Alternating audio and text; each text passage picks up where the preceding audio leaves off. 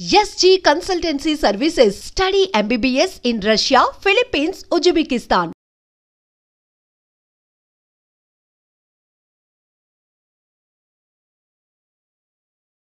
మీ colleagues అంటే comedy ట్రాక్‌లో ఉండేవాళ్ళు. ఎవరు మీకు బాగా దగ్గర? అప్పుడు మీరు తొందరగా పైకొచ్చేసారు గదా! అందరూ బాగానే ఉన్నారండి. అందరితో బాగున్నాను. 'కొటగారి' దగ్గరతోనే కదా స్టార్ట్ అయింది కాంబినేషను ఇది. తమిళ్‌లో 'సెంథిల్ గౌండమణి' అని ఉండేవాళ్ళు. హ్మ్. వాళ్ళ పెయిర్ అక్కడ బాగా ఫేమస్. హ్మ్. తర్వాత పెయిరు మాది తయారైంది 'కోట బాబుమోహన్.' హ్మ్. అన్నీ ఆ సినిమాలు 'మామగారు' అవును. అవును. అవన్నీ. అవును. అవును. అవన్నీ తమిళ్‌లో హిట్లయిన సినిమాలే. వాళ్ళని మేము డామినేట్ చేసి ఎక్కడికెళ్ళిపోయాం మా జంట. వాళ్ళయే చేసేది. వాళ్ళకే డబ్బింగ్ చెప్పేది మళ్ళా మేము. హ్మ్. అట్లా వాళ్ళకంటే బాగా చెప్తుండ్రనేది వచ్చింది మాకు. రైట్. అట్లా 'కోట నేను' కాంబినేషన్ బాగా సక్సెస్ అయినాయి చాలా. 'కోట నేను' 'బ్రహ్మానందం' మా ముగ్గురం ఉంటే కూడా సక్సెస్ అయినాయి. హ్మ్. మళ్ళా 'బ్రహ్మానందం' 'బాబుమోహన్' చాలా సక్సెస్ అయినాయి. ఇప్పుడు 'పెదరాయుడు' ఉంది. హ్మ్. సినిమా అంతా ఒక ఎత్తు, మా కామెడీ ఒక ఎత్తు. నా కొడుకు అవును. 'బ్రహ్మానందం', మై సన్ అదిగో మీ పిన్ని అయన్నీ అంటాను. హ్మ్. ఓకే. అట్లా ఆ ట్రాక్ 'పెదరాయుడులో' కూడా బాగా సూపర్ హిట్. అవును. 'బ్రహ్మానందం' 'బాబుమోహన్'. అట్లా ఇంకా చాలా ఉన్నాయి. 'వంశానికొక్కడు', నా కొడుకుగా, మేమిద్దరం ఫ్రెండ్స్‌గా, 'మావి చిగురులేమో' ఫ్రెండ్సు, ఆ భార్యని నేను లవ్ చేయటము. ఈ ట్రాకులన్నీ కూడా బాగా పేలిన ట్రాకులు. అవును. అంటే ఈ జంట సక్సెస్ అయింది. ఆ జంట సక్సెస్ అయింది. మళ్ళా ముగ్గురి జంట సక్సెస్ అయింది. అవును. కరెక్ట్. డిఫరెంట్ డిఫరెంట్ ఫ్లేవర్‌లు వేరు. అంటే అవును. బ్రహ్మానందం గారితోటి ఎలా ఉండేది సార్ మీ అనుబంధం? ఆయన్ని చాలా సార్‌ని ఏదో కత్తి అనేదో అంటారట? ఏది? బ్రహ్మానందం గారిని. ఆ! ఆయన పదునైన కత్తెనో ఇంకేదో అంటారని ఏదో అంటారు. అబ్బే! కాదు. మా భరణి గాడు తనికెళ్ళ భరణి వాని గురించి రాశాడు. అరే! నా గురించి 2 మాటలు నీ కవిత్వంలో చెప్పురా అంటే 2 ముక్కలు రాసి వాని చేతికిచ్చాడు. అంటే ఎక్కడ నొక్కాలో, ఎక్కడ చెక్కాలో తెలిసిన మేధావిరా నువ్వు. అని అంటే ఏ ఎండకు ఆ గొడుగు పడతావు అని ఈ ఈ ఇంకొక 2 మాటలు రాసాడులెండి. అయంటే బ్రహ్మానందం మళ్ళీ గారి ఇప్పుడు గురించా? నేనన్నట్టుగా వాడు చస్తాడిప్పుడు. పురుగుల మందు తాగుతాడు ఆ బ్రహ్మానందం. అయ్య బాబోయ్! అందుకని అనను ఇప్పుడు నేను. బాబోయ్! సార్ అంటే నువ్వు స ఎక్కడ మెక్ మె ఎక్కడ నొక్కాలో, ఎక్కడ చెక్కాలో హ్మ్. అని దానికి ఒక పదం ఏదో పెట్టిండండి. అంటే ఏ ఎండకా గొడుగు, ఎక్కడికక్కడ నువ్వు సామాన్యుడు కాదు అన్నట్టు. హ్మ్. దాని మీనింగ్. అవును. ఎక్కడ చెక్కాలో. అంటే ఎక్కడ అంటే మంచిగా పాజిటివ్‌గా చెప్తే ఎక్కడ నెగ్గాలి, ఎక్కడ అంటే అన్నీ తగ్గాలి. అన్నీ ఉన్నాయండి అందుల. అది. పాజిటివ్‌కు పాజిటివ్‌గా ఉంది. లౌక్యానికి లౌక్యం డిప్లొమసీ లౌక్యంగా ఉంటుంది. ఉంది. అవును. వాని వరకు వేషాలు సంపాదించుకోవటానికి గాని, వాడి వరకు సర్వైవ్ అవ్వటానికి గాని, యాడికన్నా పోతాడు, ఏమైనా చేస్తాడు, ఏమైనా పట్టుకుంటాడు హ్మ్. అని కూడా ఉంది. హ్మ్. కానీ మీ ఇద్దరిది మంచి దోస్తీ కదా సార్! మీది బాగా. బ్రహ్మానందం గారిది. ఇక బావ ఒరే! ఒరే! అనుకుంటాం బావ బావ కాబట్టి అదే. నేనేమైనా అనొచ్చు వాడిని, వాడు నన్నేమైనా అనొచ్చు. అంతే గదా! అంతే అదే ఉండాలి కదా సార్ లైఫ్‌లో. వారు కోట యాక్చువల్లీ అవును. కరెక్టే మీరన్నది. కోటగారొచ్చారు పెద్ద మనిషి కాబట్టి అన్నయ్య. అన్నయ్య. చాలా పెద్దవారైపోయారు. నేనే అన్న అంటాను. హ్మ్. తమ్ముడంటాడనుకోండి. బ్రహ్మానందం అనడు అన్నయ్యని. ఏంట్రా అంటాడు. ఆహా! ఏయ్! పెద్దోడిని రా అంటే బేస్ సాలే అని నేననేది. హ్మ్. హ్మ్. అట్లా జాలీ జాలీగా సార్. బాగా. ఆ! మొన్న ఈ మధ్యనే ఫోను చేశాడు. బావా అన్నాడు. ఏంటో బావా ఇంత ప్రేమ ఎటు నుంచొచ్చిందోయ్! ఆహా! ఏదో ఉంది చెప్పు. హ్మ్. ఇట్లా మాట్లాడుకొని ఓ ఒక అరగంట నవ్వుకున్నాం ఇద్దరం. హ్మ్. మా డ్రైవర్ పిచ్చోడైపోయి దేనికి గుద్దుతుందో అనుకున్నా. సార్ నేను బ్రహ్మానందం అభిమానిని అంటుండు. ఒరేయ్ పక్కకు ఆపురా నాయనా అని. అట్లా చాలా జోవియల్‌గా చాలా సరదాగా. మీ ఫీమేల్ కో స్టార్ సార్? ఎవరు మీ ఫేవరెట్ మీతో పాటు? అంటే అప్పట్లో అప్పట్లో ఎవరున్నారండి? ఎవరు లేరు. ఎవరు లేరు. మీ టైమ్‌లో యాక్చువల్లీ ఎక్కువ మంది లేరు. వెన్ కా ఎందుకంటే అంటే బ్రహ్మానందం గారికి కోవై సరళ గారున్నారు. అంతకుముందు ఓ టైమ్‌లో ఆ! శ్రీలక్ష్మి గారు వీళ్ళందరూ ఉండేవారు పాత కామెడియన్స్‌లు. ఏవండీ 'కోవైసరలో' నాతోనే స్టార్టు. అవును. బ్రహ్మానందంతో గాదు. హ్మ్. నాతోనే స్టార్టు చాలా సినిమాలు. ఆ తర్వాత బ్రహ్మానందంతో కొన్ని సినిమాల్లో వేసింది. హ్మ్. కానీ నాతోనే ఎక్కువ సినిమాలు. హ్మ్. మా ఇద్దరికి టగ్ ఆఫ్ వార్ ఉండేది. అవును. 'కోవైసర్లని' హ్మ్. చాలా ఉన్నాయి. చాలా సినిమాలు, చాలా క్యారెక్టర్‌లున్నాయి మా ఇద్దరివి. కానీ హైలైట్ ఏంటంటే మీది సౌందర్య గారిది డ్యూయెట్. అది ఆకాశం అంతా. 365వ రోజు సెకండ్ షో హౌస్‌ఫుల్ చూసా. అవును. 365వ రోజు. ఇంకా 100 రోజులు ఆడుద్ది సార్. మాకు కొన్ని కమిట్మెంట్ ఉండి రేపు తీసేస్తాను. హ్మ్. 365 రోజులు అయిపోయింది కదా! అని అన్నారు. అలాంటిది. ఒక పాట ఒక కమెడియన్ చేస్తే 365 రోజులు ఆడటం అంటే చిన్న విషయం. అవును. అంతే కదా! అలాగే ఇంకా కొన్ని సినిమాలున్నాయి. 'సిల్క్ స్మిత్', 'బావలసయ్య' పాట కూడా పాటతో 100 రోజులు. అవును. 'బువ్వుంటే ఏమో కూరుంటే ఏమో' అని అడుక్కుంటే అది 100 రోజులు. పాటలతో 100 రోజులు ఆడిన సినిమాలంటే ఒక కమెడియన్‌గా అది నాకు గొప్ప గుర్తింపు, గొప్ప గొప్ప ఒక గొప్ప విజయం, అది ఘనత. అవును. ఘనతే. నా అదృష్టం అది. కానీ సార్ సాడ్ థింగ్ ఏంటంటే 'సిల్క్ స్మిత' గారు వెళ్ళిపోయారు. 'సౌందర్య' గారు వెళ్ళిపోయారు. అవును. పాపం. మీకు తలుచుకుంటే బాధైతుంది కదా సార్ చాలా? చాలా. 'సిల్క్ స్మిత' గారు ఎలా ఉండేవారు సార్? చాలా చాలా క్లోజ్‌గా మంచి ఉండేవారు. వ్యక్తి అని అనేవారు. చాలా, చాలా, చాలా. ఆమె ఎవరిని కేర్ చేయదు. హ్మ్. ఎవరికీ నమస్కారం పెట్టదు. హ్మ్. కాలు మీద కాలేసుకొని కూర్చుంటది. హ్మ్. కూర్చొని కళ్ళద్దాలు మళ్ళీ. హ్మ్. అందరిని చూస్తుంటది ఇట్లా. నేనడిగాను, "బాస్ మీరు నల్ల కళ్ళద్దాలు పెట్టుకుంటారు. కాలు మీద కాలేస్తారు. అది ఎవరొచ్చినా తీయరు. హ్మ్.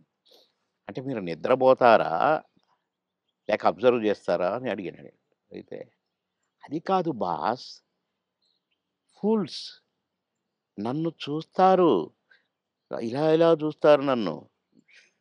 అందుకని నన్ను ఎవడు చూస్తున్నాడా అని గమనిస్తూ ఉంటా నేను కళ్ళద్దాలు పెట్టుకొని" అని చెప్పింది నాకు. మరి హీరోలొచ్చినా కూడా తీయవు కదా! అంటే ఎందుకు తీయాలా? హీరోలొస్తే? యాటిట్యూడ్ మంచి స్ట్రాంగ్. నాతో మాత్రం నన్ను చూడంగానే కాళ్ళు తీసేది. నన్ను చూడంగానే లేచి నిలబడేది. నేనెక్కడ కూర్చుంటే అక్కడికొచ్చి కూర్చునేది. హ్మ్. భలే లైక్ చేసేదండి నన్ను. హ్మ్. గ్రేట్. హ్మ్. Great artist. ఎందుకో సార్ గ్రేట్ మంచి మనుషులు తొందరగా వెళ్ళిపోతారనిపిస్తుంది వాళ్ళందరూ. అంతే. కదా! మంచోళ్ళు తొందరగా అయిపోతారు. కరెక్ట్. హ్మ్. మేము దుబాయ్ పోయినాం ఒక ఫంక్షన్‌కి. హ్మ్. నన్ను బాస్ అని పిలిచేది. హ్మ్. బాస్ మనం షాపింగ్‌కెళ్తున్నాం. నేనెందుకు బాస్ నువ్వు లిప్‌స్టిక్‌లు అయి కొనుక్కుంటావు. నేనేం కొనుక్కోను కదా! నాకొద్దు. నేను రానన్నా. అంటే లేదు నాతో నువ్వు రావాలి. నేను పర్మిషన్ తీసుకున్నా.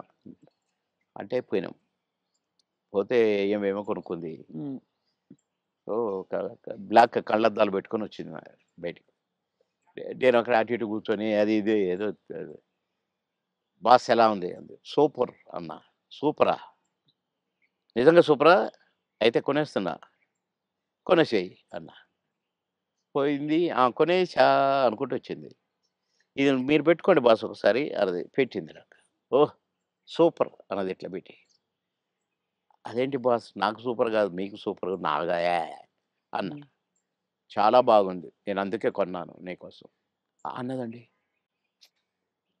ఆ కళ్ళద్దాలు చనిపోయేదాకా దాచిపెట్టుకున్నాను. మంచిది. చాలా మంచిది. ఆ! అబ్బో! గ్రేట్. కానీ చాలా కష్టాలు, వివాదాలు, ఇక అయి పరిస్థితులు. వచ్చినాయిలెండి. అయి కొంచెం కరెక్ట్‌గా ఉన్నోళ్ళకి వివాదాలుంటాయి. హ్మ్. ఈ ఏ ఎండకు ఆ గొడుగు పట్టేటోళ్ళకుండవు. అదే.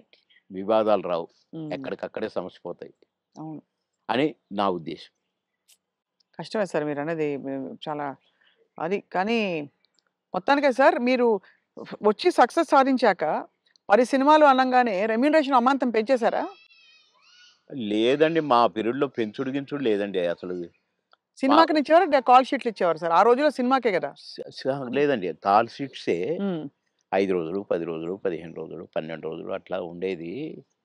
ఇక కొన్ని మధ్యలో చిలక్కొట్టుడు క్యారెక్టర్‌లు కొన్ని ఉండేది. 1 డే, 2 డేసు అయ్యి డే పర్ డే ఇంతని మొదలైనయి. హ్మ్. మేము ఏనాడు నేను గాని, నా తోటి వాళ్ళు గాని ఇంత తీసుకుంటా, ఇంతిస్తేనే వస్తా అని మేమెప్పుడు అనలేదండి. హ్మ్. నా రేట్ ఇంత అని నేనెప్పుడు అనలేదండి. ఇప్పుడు హుహు. 'మాయలోడు' అంత పెద్ద హిట్ అయిన సాంగ్ అవును. ఆ మరుసటి సినిమాలోనే వితిన్ ఓ బో 'చిరంజీవి' గారు గూడా నన్ను పిలిచి "సినిమా సూపర్ హిట్ అట. నీ పాటతో హిట్ అట బాబు" అని తెలుసా అంటే, నాకు తెలీదన్నా" అన్నా. నేను ఆయన షూటింగ్‌లో ఉన్నా ఆ రోజు హ్మ్. రిలీజ్ అయ్యాక. నేనసలు పెద్దగా నేనేదో అయిపోయానని నాకు ఫీలింగే లేదు. సత్యనారాయణ గారి పక్కన ఏదో పాట కామెడీ అప్పటికప్పుడే సాంగ్ క్రియేట్ అయిపోయింది నాకు. హ్మ్. పెడితే నేను మామూలుగానే పోయినా, చేసినా, వచ్చినా. అంతే తప్ప నేను పాటలకు నేనిప్పుడు సెపరేట్ ఇంత తీసుకున్నా నేను పెట్టమన్నారు నన్ను కొంతమందైతే. హ్మ్. నేను సినిమాకి ఏం తీసుకోండి మీరేమిస్తే అదే అనేదండి. ఆ రోజుల్లో ఆ వాల్యూస్ ఉండేవి గదా! వాల్యూస్ మన ఉండేవి. ప్రొడ్యూసర్స్‌గా గూడా ఆ గౌరవం ఇచ్చేవాళ్ళు. అక్కడ గౌరవమే ముఖ్యం తప్ప, డైరెక్టర్ల ముందు గాని, ప్రొడ్యూసర్ల ముందు గాని, మాకిచ్చే గౌరవమే మా పారితోషికం అనుకునేది. అంతే తప్ప ఏసేద్దాము, పెంచుదాము, లక్షలకు పెంచు అని మేమెప్పుడూ ఊహించలేదండి. అవును. ఏమిస్తే అది తీసుకునేది. కొందరు డబ్బింగ్ జెప్పి బయటకొచ్చినాక, "క్షమించాలి సార్ మీకు బ్యాలెన్స్ ఇవ్వలేకపోతున్నా" అంటే, ఓకే. ఓకే. తర్వాత చూద్దాం అనుకుంటే ఎళ్ళిపోయేది. అంతే. అడిగేది గాదు. ఆ! మాకిచ్చిన చెక్కులు బౌన్స్ అయినయి ఎన్ని? ఏఎన్ నుంచి విజయవాడ, గుంటూరు దాకా కట్టొచ్చు తోరణాలు. ఆహా! అన్ని చెక్కులు బౌన్స్ అయినాయి మాయి. మేమెప్పుడు మీ చెక్ బౌన్స్ అయిందనలే. ఒకతనయితే నిన్ననే డబ్బింగ్ జెప్పించాడు. డబ్బులడిగితే సార్‌ని మా భార్య పుస్తెలతో ఆడబెట్టి, "నేను డబ్బులు తెచ్చి సినిమా కంప్లీట్ చేస్తున్నా సార్, రిలీజ్ చేస్తున్నా సార్. ఏం జేయాలి సార్? బిజినెస్ కాలేదు సార్" అంటే, "ఏయ్! వద్దొద్దు. మీరేం ఫీల్ గాకండి" అని ఎళ్ళిపోయాను నేను. హ్మ్. పొద్దున్నే వచ్చి ఇంట్లో ఉన్నాడట. "మీకోసం ఎవరో వచ్చిండ్రు ఆ రోజు." ఎవరంటే ఎవరో ప్రొడ్యూసర్ అట. "ఏంటండి" అనంటే, "సార్ క్షమించాలి. మీరు నాకు డేట్స్ ఇయ్యాలి సార్." "అదేంటి నిన్ననేగా డబ్బింగ్ అయిపోయింది" అంటే, "ఒక ఆఫర్ వచ్చింది సార్ నాకు. అందుకే మీరు మీ డేట్లు కావాలి నాకు. ఆ రోజులు ఇయ్యండి సార్ చాలు. ఇగో అడ్వాన్స్ కవరు." నిన్నటి నిన్న డబ్బులు అనొచ్చుగా? హ్మ్. అనలా. "ఇగోండి సార్ ఈ సినిమా అడ్వాన్స్" అన్నాడు. ఓకే. థాంక్ యూ అన్నా. డోర్ దాకా పోయిండు బయటికొచ్చి. అక్కడ వెనక్కి తిరిగి, "మీరు మహానుభావులు సార్. చల్లగా ఉండాలి. మీరు నిన్నటి డబ్బులు అడుగుతారేమోనని భయంతో వచ్చాను సార్ నేను. అడిగితే ఏదో ఒకటి చెప్పుదాం అనుకున్నా సార్. కానీ అసలు మీరు ఆ టాపికే ఎత్తలేదు. మీరు మహానుభావులు సార్" అన్నాడు. ఈ ముక్క చాలయ్య నాకు. డబ్బులు గాదు. నువ్వు మళ్ళా సినిమా తీస్తానని వచ్చావు చూసావు. హ్మ్. నువ్వు ఒక మనిషి ఒక సినిమా తీస్తే రోజుకు 200, 300 మంది బతుకుతారండి. అవును. అంతే గదా! ఇప్పుడు ఒక 100, 200 మంది జూనియర్ ఆర్టిస్టులు బతుకుతారు. ఇక్కడ ఈ సినిమాకు సంబంధించిన నటులు, వాళ్ళ అసిస్టెంట్లు, వాళ్ళ మేకప్ మ్యాన్‌లు బతుకుతారు. హ్మ్. డాన్సర్లు, డాన్స్ మాస్టర్‌లు బతుకుతారు. ఫైటర్లు, ఫైట్ మాస్టర్‌లు బతుకుతారు. ఇప్పుడు ప్రొడక్షన్ డిపార్ట్‌మెంటు, అటు డైరెక్షన్ డిపార్ట్‌మెంటు ఇంతమంది 24 క్రాఫ్ట్స్ మీరు అన్నం పెడతారండి నెల, 2 నెలలు. మీలాంటి వాళ్ళు ప్రొడ్యూసర్‌లు అవుతూ ఉండాలి. సినిమాలు తీస్తూనే ఉండాలి. అందుకనే నేను మీరు అడ్వాన్స్ అనంగానే తీసుకున్నాను అన్నా. అట్లా ఇండస్ట్రీ బతకాలని ఆలోచించాలండి.